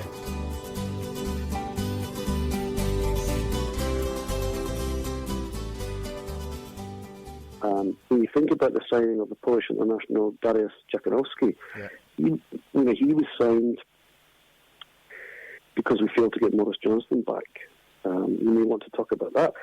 Paul Elliott was signed from the Italian league. Yeah, from Pisa. From Pisa. Yeah, but clearly they were also looking at the Italian league a bit as well. So quite soon after the 88 Cup final, yes, you're absolutely right. Things were beginning to change in terms of an influx of Dubček, of course, came from Legia Warsaw as well. Right. And the left back, who was around Celtic Park for much longer than his fellow countrymen. He was shipped off, I think, to Bristol, one of the Bristol teams after being in several nightclubs in Glasgow for too long. But yeah, no, it's a fair point. But as I say, that was, but that in itself was because they failed to get Neil Johnston back. But it also puts into perspective, everybody in that team knew Margaret Thatcher, and everybody in that team knew what Margaret Thatcher was about. I mean, obviously she's dead and gone now. If she was to present a trophy today to the current Celtic team, I don't even know if the same relevance would be there. Yeah, and that's the point you're making. Yeah, indeed, and you're quite right. You're quite right to make it. No, it wouldn't. It wouldn't. There would be very few who would know or care. And this is in an era long before media training. Where players would be much more kind of old-fashioned in a sense, pros and just want to get on with the job and that kind of thing, and more straightforward in their views. But you're right. The Celtic team of today would be, because it's a collection of internationals from all over the world, maybe because of the kind of person she was and the political career she had, would know her from the international stage, but would not really care so much about the politics of it. Well, she didn't detract from a fantastic day, that's for sure. No, not in the least. Not in the least. I remember the Centenary season, though. One of the things I remember about it was with the resurgence of Rangers. I remember the start of the season and thinking to myself, of all the times to be alive and all the times of being a Celtic supporter, we have to win the league this year, and we're going to be really up against it to be able to do it. Yeah. But something just happened that year that we won the double. Yeah, it did, and I remember thinking exactly the same thing. And it was almost after it was like we just about used up all our luck for years and years and years after. You know what I mean? But that season, something did happen, and I think Billy McNeill got the right blend there. Even though he wasn't spending a fortune to get it, I think Mick McCarthy had, no matter who had signed him, it would be £500,000, something in that region. But he bought well with Billy Stark, etc., etc. But there was an impetus to win the league that season because of what it meant to Celtic, and I think almost all of those players understood that. A point you've already made. And it was the club. It was everything that you put your hand inside your soul. Yeah, it was your soul that won Celtic the double that year. Yeah, I know that's right. That sounds cheesy, but it really was. But you're like a force of nature almost. An absolute will to win. But there was a cleverness there too. Because when they went on the pre-season training to Sweden, Alan McKnight tells this great story. And again, what people will not realise is that Billy McNeill was a fantastic manager, but in an all-encompassing way. He saw, like a general on the hill, Caesar. He saw the big picture. He looked after everybody at the club. He knew their names. He ran the show. He marshalled the troops. But the tactical genius at Celtic Park was Tommy Craig, his assistant. He had been there prior to, under Davy Hay, prior to McNeill's return. Tommy Craig was a real sort of clever guy, had worked a bit with the Scottish international setup as a coach, was really into the tactical side of things. And he'd seen what Celtic had been missing. So at the start of the 87-88 season, the Centenary season, when they went off to the pre-season training in Sweden, he decided that there was a formula to a lack of strength before they bought Joe Miller and Frank McAvenny later in that season. A lack of strength in the team, a lot of players leaving, a lot of players coming in, and perhaps an overall lack of strength at the back. He decided to defend from the front. So they would press the defence, the midfield and the strikers of the opposing team before they even got the ball almost. Shut them down, work hard. So McAvenny, Walker, McGee, Miller at the front would really pressurise their opponents at the back. And Alan McKnight talks about this as a something that was in train even from the bounce games they had.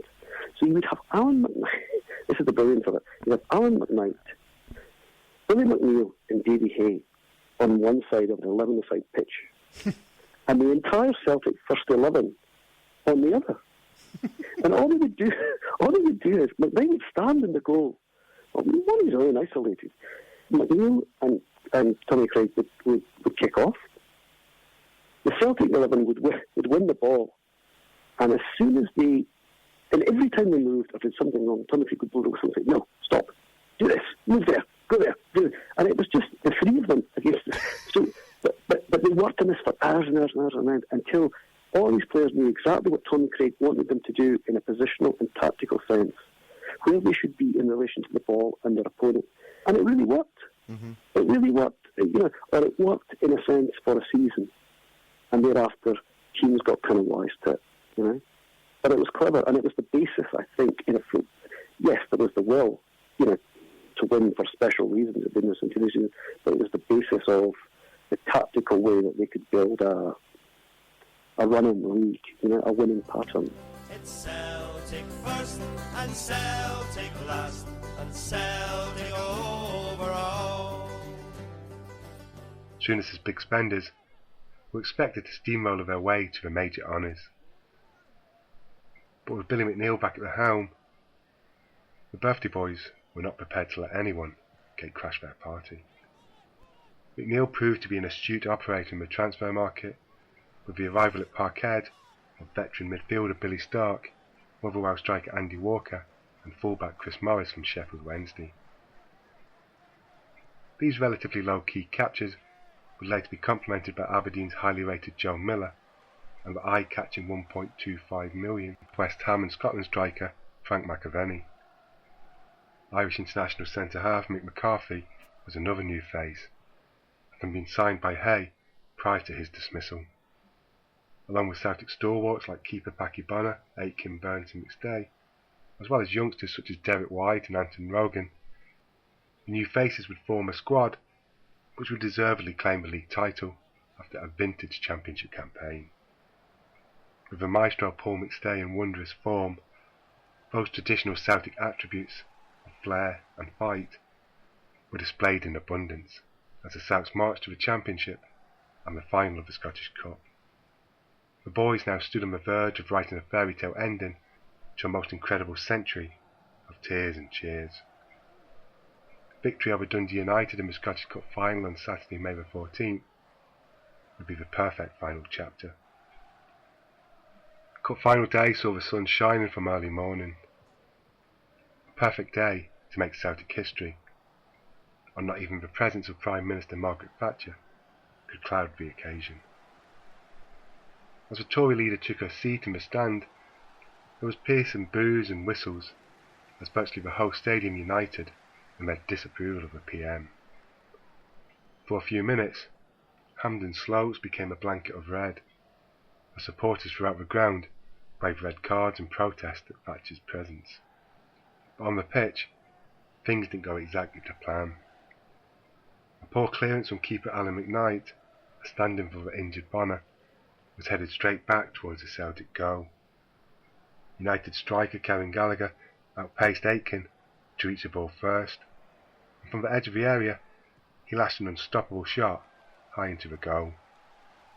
Slowly, Celtic began to push United back, and by the hour mark, the Hoops were seemingly launching constant raids towards their opponent's goal. With 20 minutes remaining, left-back Rogan jinked past the United defender and swung a perfectly weighted ball into the area. There, the ever-alert Frank McAvenny pounced at the back post to head home the equaliser. So as we entered the final minutes of a century of Celtic Football Club, Joe Miller trotted over to the main stand side to take another corner. Both teams piled men into the box.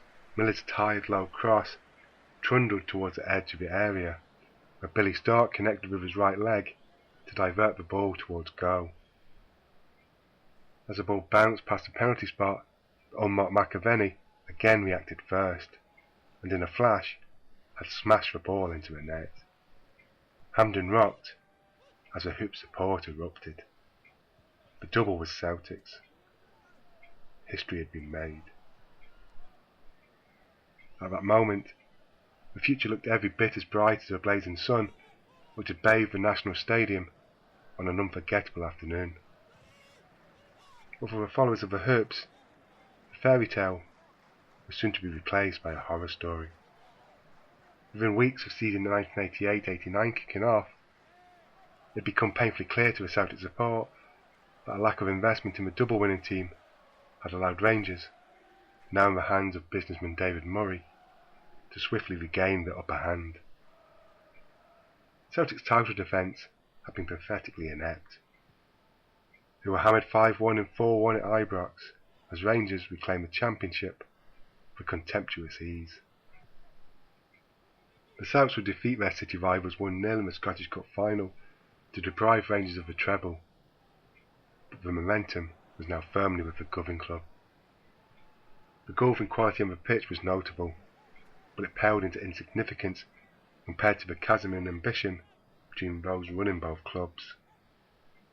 That point was emphatically proven when Rangers completed the audacious capture of a seemingly Parkhead-bound Mo Johnston. Just weeks prior to signing for Rangers, the Nantes striker had been paraded at Parkhead and hailed as a man to spark the Celtic fight back. But complacency by the Celtic board and a U-turn by the player meant the deal was never formally completed. This allowed Souness and Rangers to pounce. The signing of the ex-Celtic striker rubbed salt into the wounds of Hoops fans who could only watch in disbelief as their returning hero ditched them for the greatest rivals. Johnston's act of betrayal to the club he professed to love still rankles deeply. But while this shock move can be partly explained by the player's greed, much of the blame must lie at the feet of the incompetent Celtic board. Rangers had thrown down a challenge to their rivals, but as a new decade dawned, it was clear the Celtic board lacked the vision, know-how, and even the desire to respond. Parkhead faithful were set to endure one of the most painfully miserable periods in the club's history. It's Celtic first and Celtic last and Celtic over all. And it's at this time where, and we touched on it very briefly at the very beginning of the podcast, where the lack of ambition of the club really started to show its true colours. Yeah. When you look at the likes of the Centenary Cup Challenge match, you know, and we were expecting an AC Milan or a Real Madrid, and we ended up with a team from Brazil called Cruzeiro. Yeah, that's right. I mean, basically, not one of the leading lights of Brazilian football. I mean, to be frank, at the time, I'd not heard, Santos did or not. I'd not heard of them, but we went out and we beat them 4-2. Mm-hmm. But the lack of ambition you point to, and we have pointed to several times, Chris, can be summed up in two words. And I do not mean to be unfair. Ian Andrews. He was the only addition to the squad that summer. Now, Ian Andrews was in goal for that game. They won 4-2. McAvenny and Walker, at least scored one apiece. I don't remember who scored the others. But it was in the sun on a sort of Sunday afternoon, and it was fairly low-level stuff. I think about 40,000 people turned out for the game. But, the Centenary season had come and gone, frankly. And Billy McNeill had demanded something between £1 and £4 million for players and got about 800,000 and didn't really need to spend all of that on Ian Andrews. So Andrews is known now in the annals of Celtic fans anyway for the 5-1 thrashing that Celtic got at near the beginning of the following season, the 88-89 season, the 5-1 thrashing at Ibrox, where Tommy Burns had his head in his hands at times and had said afterwards he really worried that Rangers were going to surpass the 7-1 victory, Celtic's 7-1 victory over Rangers in the League Cup final, back in the 50s. And it was that bad. I was there. I paid over the odds for a ticket, and it was a terrible. I mean, we'd gone ahead with Frank McAvenny, who was then carried off with a broken arm. That's right. So again, another one of these little quirks. Had McAvenny not been injured, goodness knows what would happen. But Ian Andrews was not prepared, I think, for that atmosphere.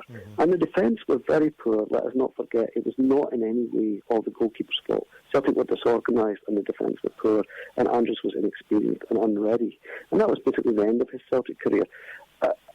I think after that, Alan Rough came in for a while because Pat Bonner was injured, and Alan Rough was very much at the end of his footballing career, But that really does highlight the lack of ambition, and from that point on, there was one major win in the cup final of '89, but even that win was a falsehood in a sense. It was papering over the cracks, wasn't it? Absolutely, it was. And you talk about the 5-1 game at Ibrox, and I certainly don't want to dwell on that, but the very fact that the Rangers' tactics at that stage, or the Rangers' blueprint at that stage, was to sign all these English internationals. That had been a team full of Scots. It could have been 7-8-9-1 that day. Yes. Oh yeah, absolutely. It really could have been. Only Ray Wilkins wanted to do showboating and mess around. It could have been a whole lot worse. That's right, and he scored a great goal that day, Wilkins, an absolutely fantastic volley. But we shouldn't forget also in the New Year game that season, we again went in front at Ibrox with a Chris Morris free kick and lost 4-1. And again, people like Mark Walters destroyed us. And there was a golfing class rapidly growing to the point where, in the final day of the season, the 88-89 season, Rangers, if they won the Scottish Cup, would win the treble. Well, this is Celtic had won the double the previous year and had done it in style, breaking records for points totals, and goals scored. I still believe to this day the only reason we won that cup final was because we had to stop Rangers from winning the treble. Again, that kind of will to stop them. I think that overall that's probably right, but I think there are there's one large point and there's one very small point that go alongside the point you've made. The small point is the lead up to the goal, where we took it. Well, you can take a throw in that was never ours. It was never ours. and the referee just said, "On you go," and gave the ball to Peter Grant, who just pumped it up the park, and Joe Miller latched onto a mistake from Gary Stevens, and Joe Miller, of course, wanted to play centre forward for Celtic, and because Andy Walker had an eye injury, was being allowed to do so. He felt sort of unshackled and unchained, and was delighted to get that chance. The larger point is, we thought we had every reason to think we had signed Maurice Johnston from Nantes. Mo Johnston was on the bus on the way to the cup final, and it was at Love Street previous weekend with Celtic, and was at the cup final with Celtic. Now, it may or may not be known that on the way to the cup final in '89 on the bus, Mo Johnston sat beside his old mate Peter Grant, and he said to Granty, Granny, I haven't signed this contract. And Granny said, what do you mean? He said, I haven't signed it. And that was as much elaboration as I could get. Mm-hmm. The next thing, immediately after the cup final, Scotland were involved in a three-way tournament with Rangers, with England and Colombia, the Rouse Cup as it was then. It was kind of it was the tournament that replaced the old home nations, and they were up at, I think, Largs, McCoist, Johnston, and again Peter Grant were taking part in this wee bands game, and Johnston said, I'll be nutmegging you next season, Granty? And Peter Grant had said, what are you talking about? And Alan McCoist said, no, he's serious. He's signing for Rangers. And sure enough, I mean, and even at this distance, Chris, it seems incredible to say it, but Will Johnston did sign for Rangers. You know, having appeared again in the Celtic jersey alongside Billy McNeil. You know, that Centenary jersey alongside Billy McNeil.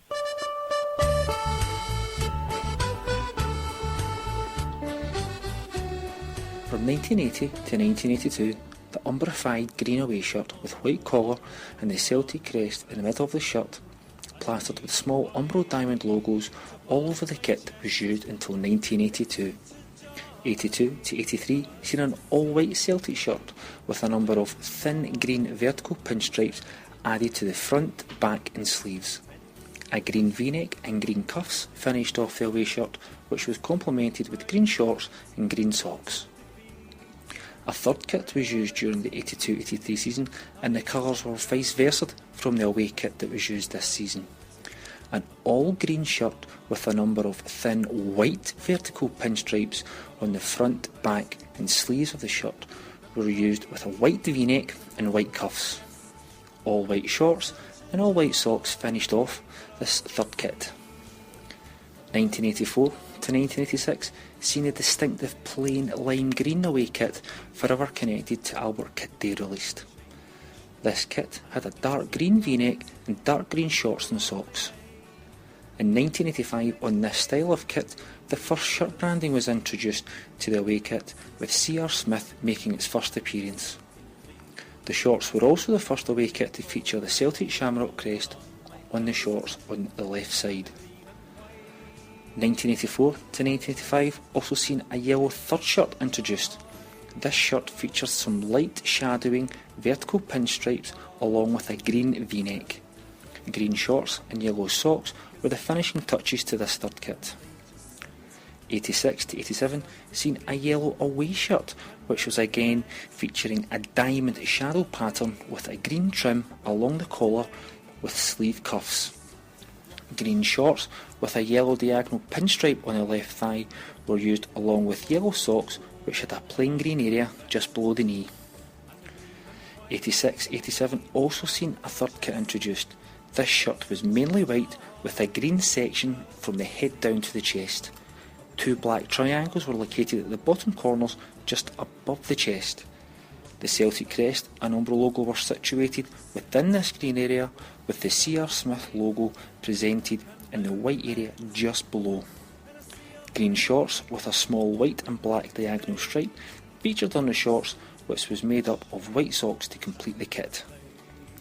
The yellow away kit from 86 to 87 was also used during January 98 until the end of this year. 80-90 seen a more radical design of away shirt introduced, possibly a sign of the away kit designs to come for the 90s. Our away kit was again yellow, but with a more abstract feel to it. Green arrow-like patterns were located above the shoulders, and green stripes were featured on the arms and just below the abdomen. Dark green shorts were used and accompanied by yellow socks with a green Umbro diamonds featuring just below the knee.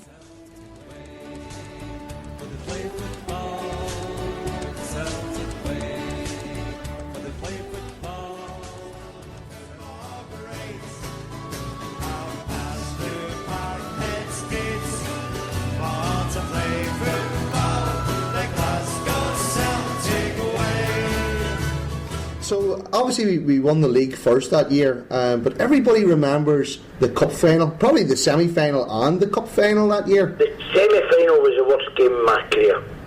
Why do you say that? Because it was awful. It was absolutely terrible, you know. Mark McGee scored. John Lennon still be alive. I was awful. Yeah. Honestly, I remember missing a couple of chances. You crossed the ball for Mark McGee for the second one, didn't you? Because I said to Mark, I says, Mark, come on in. He was to go right to me, and I said, Mark, you go in the middle. And you know, and I went out in the wide, and you know, it was the same. Well, we used to wind him up, Henry Smith, lunch in the box, and it was a beautiful day, and put it in the box, and he's always going to drop one in it. I've hit it as high as I could, and it came down, and of course, thanks to Henry, he dropped it. God bless him. Yeah. I got my drink after that, but it worked out well. So of course it was even better when what I did. It meant so much. The cup final I'd have been delighted just to have won, but because I had such a nightmare in the semi-final, it was great to get the two in the final. The cup final, every time you see it, just makes you grin from ear to ear. Yeah, well, it was, you know, what a beautiful day, what a beautiful... Hampden was a great place at the time because there was an atmosphere, you could get an atmosphere in Hampden. Mm-hmm. You know, I don't like it now, but it was a beautiful day and everyone's singing and dancing and it was superb, absolutely magnificent. It was a brilliant match though. Maybe your romanticism takes over. Well, we Joe missed a chance, he scored and all that. You know, and we always knew. I mean, when I scored, you know, there was 14 minutes left. I scored, and you know, you actually see me saying to Paul, "Say, let's get the winner now." You know, it was one of them because we knew we were just piling on the pressure, and it was great. You know, it was superb. Just knew it was there. After that, it was just the momentum took us through. Again, after that, you know, you look forward to you hear about teams winning and celebrating and all that. And the miserable sods at Celtic took us back to Celtic Park, and it was like a wake. You know, there was a couple of bottles of champagne. It was pommy. It wasn't, and we were sitting there going, what do we do now? And all the directors and all that miserable sods with their wives and all that. You know, that's not. We don't want to be in amongst them. You know, so it was horrible. So we sort of a sharp job, and we all disappeared. Did your relationship with Big Billy sour a wee bit towards the end, Frank? We go. He had to look after his job, you know. We'd done a deal. Billy got me in the office and said to me, you know, I understood that Celtic had done me out of money and all that, and we'd done a deal. You know, Billy says, let's stay at the end of the season, get win as a cup, and he can go, and everyone will be happy. I says, right, okay. And he says, but one condition, don't talk to the press, because the press were all over it, saying I was leaving and all that kind of stuff. And he says, don't say nothing to the press, and I says, fair enough. And of course I walked in the Friday, this was a Wednesday, and I walked in the Friday, and Big Billy done the press conference, and says if he wants to leave, he can go and all that, and slaughtered me. So it left a bit, you know, I kicked his door in, didn't I? He wasn't too happy when I smashed his door to get off the lock. I was calling him everything because it was not right. He told me to keep my mouth shut. And but that was one of these situations. It was looking after his job, which I can understand now. But at the time, I was raging, as you can imagine. It just sounds like one of the many symptoms that were rotten at the club at the time. Well, I was on right through the core, and you know, and Billy had to look after his job. But did you want to leave, Frank? No, never. I would have been there. I'd have been there now. I'd have been manager. I'd have been, you know, I wouldn't have. I'd have been doing my John Clark. I'd have been putting the kit out. I wouldn't have left. I never ever thought I'd leave when I signed for Celtic. Mm-hmm. So I was there for the duration.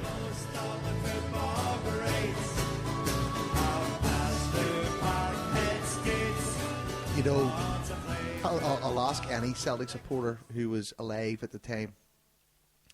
This was one of our JFK moments. Very much so. And I remember exactly where I was whenever I heard the news. I was in Ann Street in Belfast, walking past Radio Rentals, and there was a crowd around the front window. And a whole to do. And I sort of snuck over and saw it happening without any sound, and there was just silence. People were just watching, and I don't know if they're Celtic fans or Rangers fans, but nobody knew how to react. including me. I think that's a very good summary. It was literally as though people could not believe what they were seeing. But interestingly, there have been rumours about this in the weeks preceding him signing, which was in the early days of July of 89. There'd been rumours about this. The Celtic deal had gone sour. That was quite clear. And Bill McMurdo, Johnston's agent, had told one of the tabloids, probably the Record at that time, that the notion that Mo Johnston would sign for Rangers was nonsense. That you could run that story for 100 years and it still wouldn't be true. Well, days later he did sign for Rangers, and right enough, all of Scotland and probably large parts of Ireland came to an utter standstill. He was seen as a Judas, but in many respects he was, because he was such an idol to the Celtic support, as we've talked about. But it was also made quite clear to me by two Celtic players, Frank McAvenny and Peter Grant, that Mo Johnston had never wanted to sign for Rangers. Mo Johnston wasn't doing this to be evangelical in some way. He wasn't doing it to change the history of Scottish football or improve Rangers' image or change their signing policy, so-called. He was doing it for financial reasons, pure and simple, because Celtic refused to pay the same kind of wages that he was on and refused to write off his tax. And you look at the deal, McAvenny went back to West Ham after 17 months in Glasgow for £1.25 million. Celtic's deal, agreed in principle with Maurice Johnston, was £1.2 million. Yeah. So the board, even at that time, was spending nothing. They were making a profit on the Johnston deal. Soon stepped in, he saw his opportunity, and it really turned the knife on us for years to come. The confidence at Celtic, if it was low in the face of what Rangers were doing, would really plummet right the way through until we won the Scottish Cup in the middle of the following decade in the 90s. Against Ardra. Mm-hmm. I'm not going to end this podcast talking about bloody Mo Johnson. But what would you like to talk about? I don't know. I've run out of topics now, and I'm deflated. Let's go back to the bit where he blasted himself in front of the Rangers fans and scored. That's right. Douglas, this was a fantastic way to end the 80s. When we look back at this decade, and we're like two old boys reminiscing. That was brilliant. Yeah, it's good fun to talk about it. I think back about it. And there's one thing I would say about the 80s. Rangers' ambition, in the face of threats to their place as they would see it in the game, traditionally from Celtic, but at the time from Dundee United, and to a greater extent Aberdeen, their ambition based around finance has really probably, and doing things like signing Maurice Johnston to stick it to Celtic, really that kind of way they worked around money, I think, has led Rangers to where they are today. Mm-hmm. And I think we have learned the lessons of that period, principally because, as you will talk about in a future podcast, principally because there was a group of men whose families had been associated with Celtic right from the beginning, who were no longer fit for purpose at Celtic Park. And almost every season we point to, and almost all the highs and certainly the lows, you can see that thread emerging, that the times were a-changing. Mm-hmm. And along with that change, there would be trouble and sorrow, but certainly in the 1980s, there was incredible joy. With the background of political and cultural turbulence, there was great joy and there was great romance in a very, very typical Celtic fashion, right from the off and right to the end.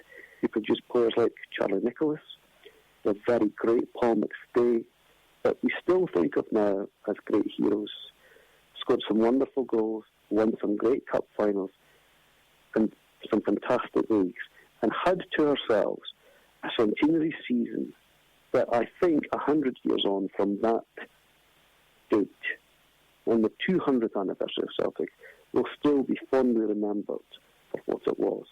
But as Billy McNeill said to me when I first spoke to him about it, he said, it's just a pity we couldn't keep it going for longer. And that, in a way, sums up the 80s. Like a great party with a terrible hangover, you know? and that's really about it. Yeah, but it was brilliant. We lived through it and it was fantastic at the time. Yeah, it was. Douglas Beattie, this has been an absolute pleasure. Oh, likewise, Chris. Thank you very much for kind of leading me down memory lane and letting me be part of this great podcast series. And I wish you every success in the future, and to Celtic and to all the fans listening, all the best. Before you go, Douglas, I need you to nominate a charity that will benefit from the donations raised by the Celtic History podcast. Well, Chris, quite simply for me, it has to be the Kano Foundation. I don't think they've been nominated so far on the podcast, so I think that would be a fitting charity for me, and I think they do great work, and I'm very, very happy for any monies from this to go to them. Absolutely brilliant, Douglas. Superb. And I know the Keno Foundation is really close to the heart of a lot of the guys involved in Hill Media. And that's smashing. Absolutely brilliant. Well, it's a great pleasure. And thank you again for asking me on, Chris. And it's been great fun. Douglas, I'll talk to you again very soon. Thanks again for joining us. All the best, Chris. Cheers. Bye. All right, folks, that's the end of Chapter 9. That's us right up to 1990. And so far we've done 20 hours on the Celtic history, and it's been absolutely superb all the way. Thanks very much to Douglas Beattie. Douglas's book, Happy Birthday Dear Celtic. I know I rave on about it all the time. It's just class, so go and buy yourself a copy, and you'll not be disappointed. Thanks this week goes to the Human Torpedo, Chris from the Paradise Report, Pat from Half the World Away podcast, Stuart from the CelticShirt.co.uk, George McCluskey, Anton Rogan, and Frank McAvaney. Also Kelly from Stonehouse, Hullboy, Marty Flynn, and Paul Cudahy from the Celtic View. That was a good wee bit, slip that in there as well. And I know we all grew up with the Celtic View, so it was interesting to hear the history of it too. Thanks of course to the Wakes and Charlie and the Bhoys for the music, to the Parrot for doing the wonderful interviews as usual, and most importantly to everybody that has donated so far. At this point I usually go on about, oh yeah, the donations are coming along, they're coming along. We need to raise more money with this, because as I've said before, a lot of people put a lot of work into it, and all the money raised goes to charity. So go to heelheelmedia.com and go to the Celtic History podcast page, and you'll be able to donate there using PayPal or any major credit card. It's coming along, but it should be more. You know, we see the downloads every single week, and the downloads certainly outweigh the donations, let's put it like that. So we've only got a few chapters left now, and next week is going to be a little bit different, because we're going to cover 1990 to 1995 and not the full decade, because there was one or two things happened during those 5 years, and we want to make sure we cover it properly. So even the format in the next chapter is going to be a little bit different. I've got lots and lots of different people that I've interviewed about the takeover and about what was going on the field as well as off the field, and I'm going to put all those together. And without letting the cat out of the bag, I've got guys like the Not The View on there, and some of the boys are actually involved in the takeover, so it should be really, really interesting listening to. Remember, it's not too late to send in your sound bites. I'm particularly looking for where you were when we stopped the 10. I've got lots and lots for where we were when the Rebels won, but I need some stuff on where you were when we stopped 10 in a row. And tell me your stories about that. Tell me what it was like on the day and things like that.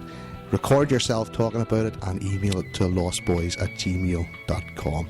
So just to give you all those addresses again, you can make your donations at heelheelmedia.com, and all the money of course will go to the charities that are chosen by our special guests. And you can email any sound bites that you have, and time's running out, you only have a few left, and you can email those to lostboys@gmail.com. The next chapter will be out in about 2 weeks, because I'm going to be out of commission for a week or so in between hand. So there won't be one next week, but there will be one the week after.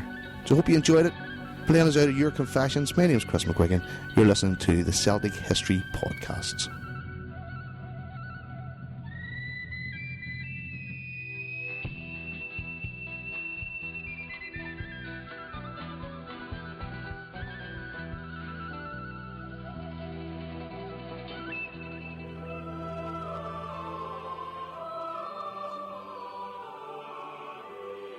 Aye, I left early in the AC Milan game when we won 2-1, and I missed the winning goal because I was a wee bit.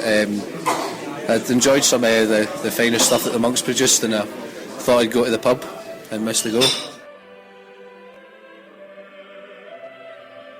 My heart couldn't take the penalty kicks against Spartak Moscow, going back 6-7 years now, and I actually had to go down to the concourse.